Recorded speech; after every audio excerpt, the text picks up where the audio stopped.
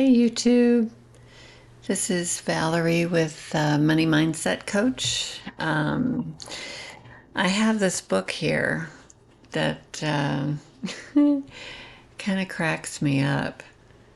It's the new How to Keep House book that I think was my mother's. And it was originally written in 1948, and I think they had some updates up until 1968. But it's this one chapter where it talks about husbands, and it's interesting because there was a man named Alexander Black that wrote a book called American Husbands, pointed out that a good woman needs 3 husbands. A business husband to go downtown every day, be important, and earn the cash to run the family. A handy husband with no office worries, who tinkers around the house, looks after the yard, mends the children's toys, paints the house, runs errands, and puts up curtain rods. A lover husband, a glorified big man with a handsome wardrobe, a feeling for clothes, who says nice things, remembers anniversaries, understands music and art, who always knows a nice little restaurant to go to, and makes you feel like $1 million. I just love this book. This is just incredible. Each chapter has different headings. And this was back, when it was first written, it was 1948. My mom and dad got married in 1950. So things were a lot different back then. And chapter 2 was about cleaning. And it was how to run a house, how to tool up, how to clean rooms, how to clean overhead, how to clean waist high, how to clean underfoot, how to groom a house, how to make a house smell good. Groom a house. I gotta look at that one. What does she say? Oh, so a house is clean, but being clean isn't enough. A house can be clean but not neat, clean but cluttered, clean but bare, clean but forbidding, clean but not colorful. I need to really get into this book. Now, one thing, I learned something from every book that I've ever read, and I don't think I've read this whole book, but I think one of the things that I picked up from this book when it came to what I did with my cleaning and everything is this woman says that whether it's winter, summer, spring, fall, it doesn't matter what season it is, when you are in a room, especially the bedroom, making the bed, you open up the window and you air that room out. That's what you do. It doesn't matter how cold it is. Even if the window's open for a couple minutes, everything will heat back up, but it will freshen the room. How many times during the wintertime do we feel completely closed up? Oh, I can't wait till spring when I can open up the windows. And I'm lucky because I have an attic fan. This is the first house I've ever had that had one, and I love it because on those summer days, for sure, when it's cooled off outside, but yet there's no breeze, and it's humid, and you can't get that air into your house because there's no breeze, all you have to do, open up your windows, turn your attic fan on, and it brings that air into the house. And because to tell you the truth, I don't like air conditioning that much. When it's above 85 and it's humid, yeah, you got to have the air conditioning on. Yeah, it feels good. But the overall feeling of air conditioning and being all closed up again, like I was during the winter, I don't like that. My favorite time is to have the windows open, have a breeze coming in.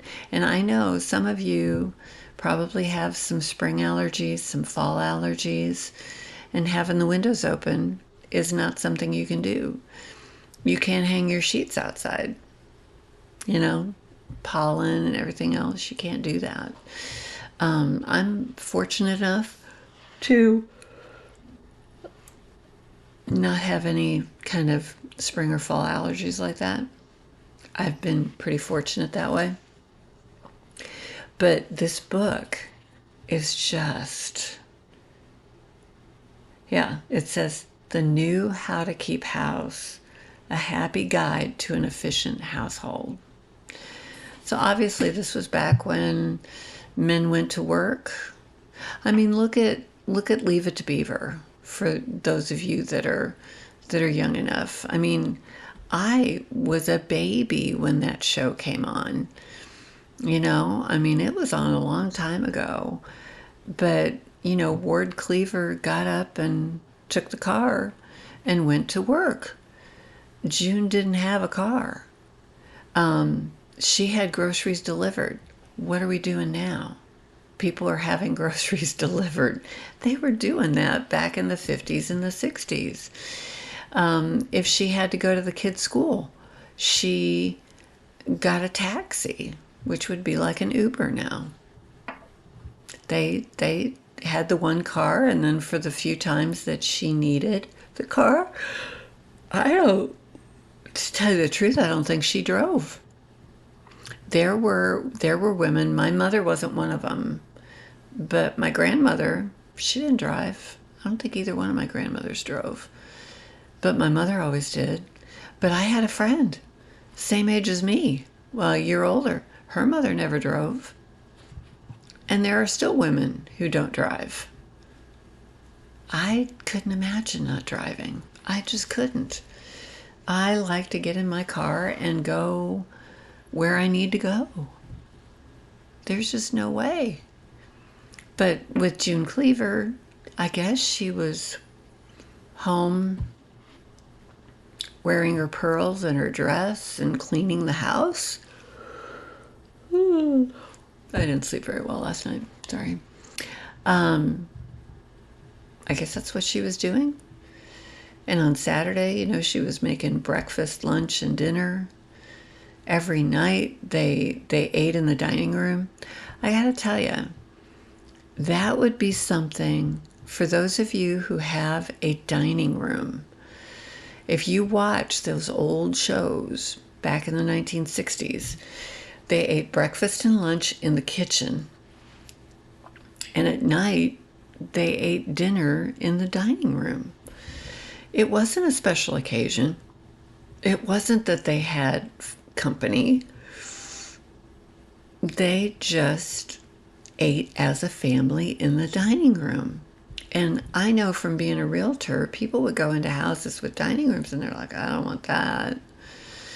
There is a problem with families literally sitting down to eat dinner together. It's kind of sad, actually.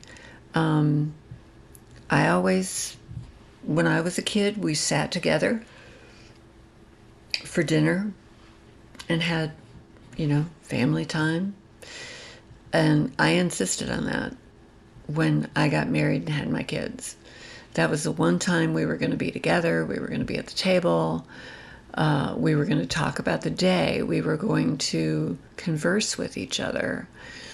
And I was listening, this was way before podcasts, but I was listening to a radio program, Dr. James Dobson. Probably some of you may know who he is. And there was one day where he was talking about trying to get your kids to talk at the dinner table. And And he had the idea of asking your kids what was the best thing about your day, what was the worst thing about your day. And I tell you what, that would start some conversations. Because when your kids come home, when they come in the door and you say, "How was your day?" they're going to say, "Fine." That's the easy answer, especially if they don't want to talk about it. But, they might have had something really good happen. And so that was something that we did at the table. I did at the table, saying what was the best thing. And it wasn't just my kids saying that. I would say what was the best thing, what was the worst thing about my day, too. And then we all talked about our days. And I kind of learned what was upsetting them, what was really making them happy, what was something cool that happened in their lives. It was wonderful. The other thing we used to do at the dinner table, and this kind of came from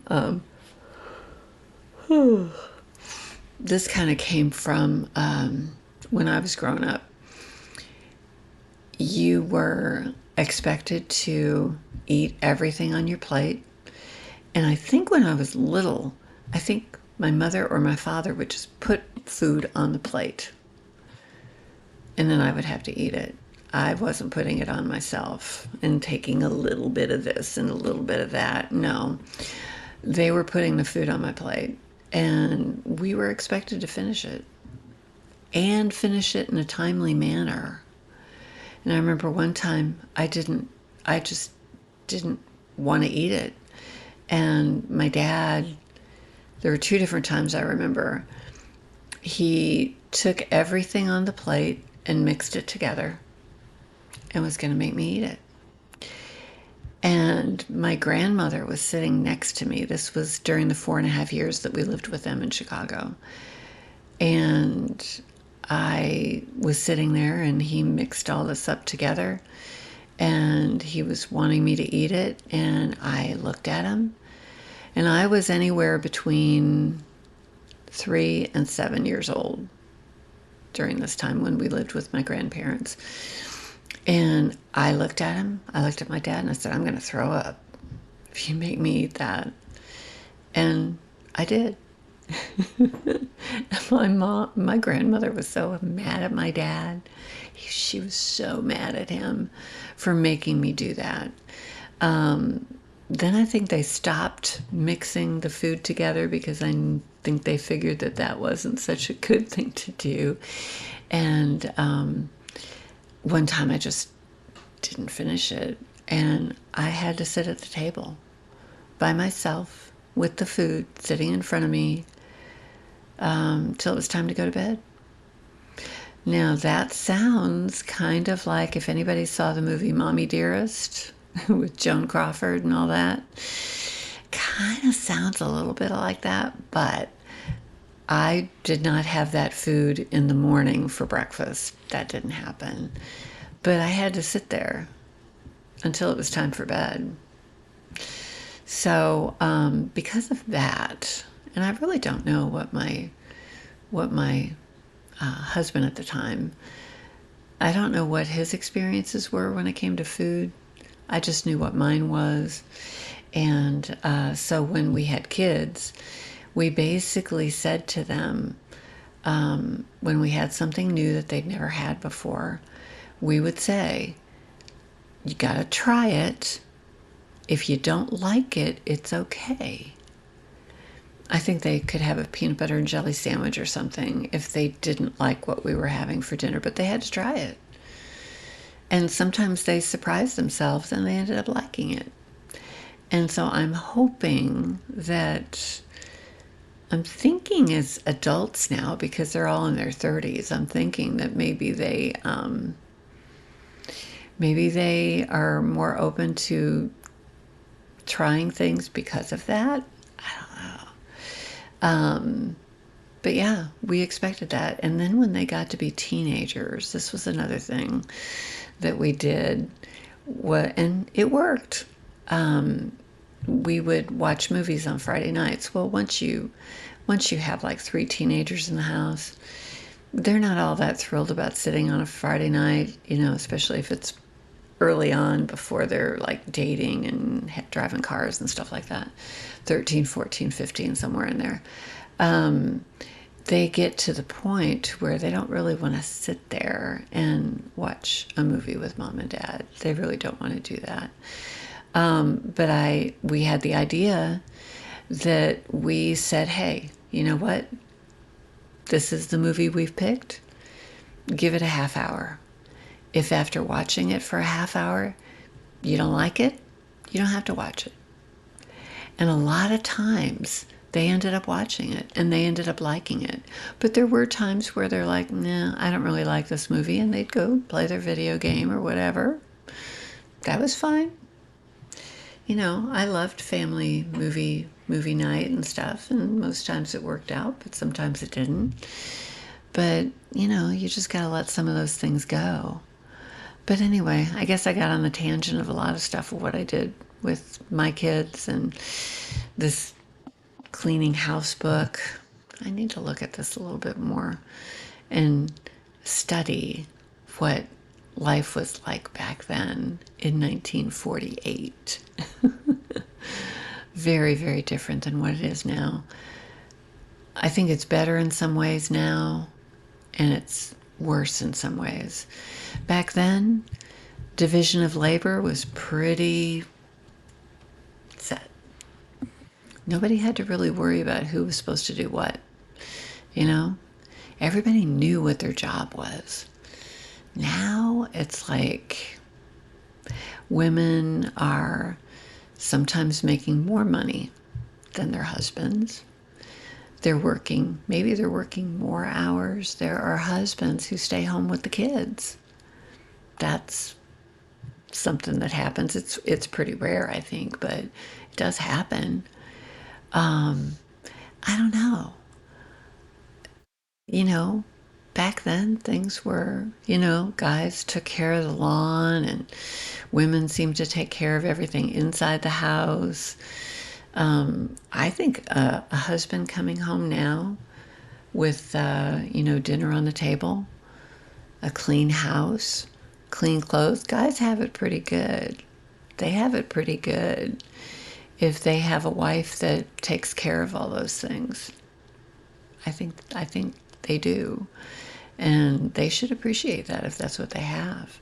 If they have a wife who stays at home and takes care of the kids and takes care of the house and cooks the meals and stuff, it's like that's not a bad deal.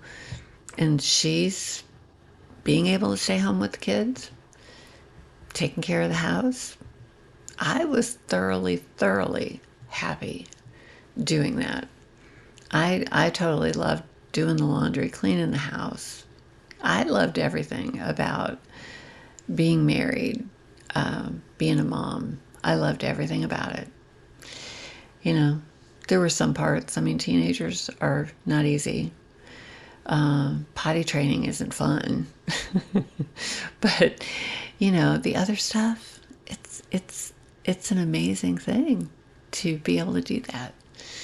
So anyway, I think I digressed a little bit, but I'm going to look more into this book and see what life was like back in the 40s and the 50s, mostly the 50s and the 60s, and compare it to what it is now. But anyway, that's all for now. Use it up, wear it out, make it do, or do without. If you like this video, please hit like. If you would like to subscribe, I would love that. And I will see you in my next video. Bye.